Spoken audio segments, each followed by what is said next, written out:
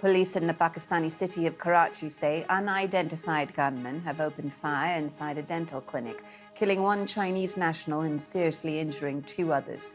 They said the deceased had been identified as a Chinese doctor who also had Pakistani nationality.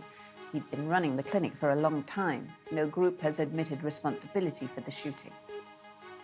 Here in the UK, an emergency intervention by the Bank of England seeks to calm the panic on the markets over the government's new economic strategy.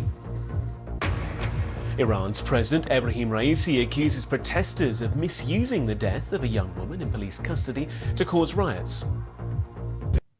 US Vice President Kamala Harris is on her way to the South Korean capital, Seoul, and once there, she's expecting to visit the demilitarized zone separating North and South Korea. Tensions have been high on the Korean peninsula, with Pyongyang firing a missile in response to large-scale naval exercises jointly held this week by the US and South Korea, which resumed for the first time in 5 years. Let's turn to Iran now, where in a national television address, President Ebrahim Raisi has accused protesters of misusing the death of Mahsa Amini to cause riots. As protests continued for a 12th day, Mr. Raisi said the death of the young woman, while in the custody of the morality police, had saddened everyone and was being investigated with transparency.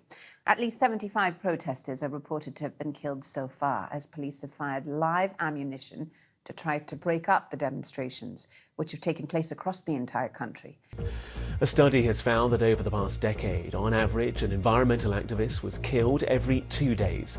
The Global Witness report says more than 1,700 people died while trying to prevent fossil fuel extraction and mining on their lands. It attributes the rise to the growing global demand for commodities, combined with the rise of authoritarian governments. Most of the killings took place in Latin America. Danish football officials have announced that the national team will wear a toned-down monochrome kit for November's World Cup in Qatar. It's a protest against the host nation's human rights record and alleged mistreatment of thousands of migrant workers building the tournament stadiums. Denmark's training kit sponsors are also withdrawing their logos to give space for messages critical of Qatar.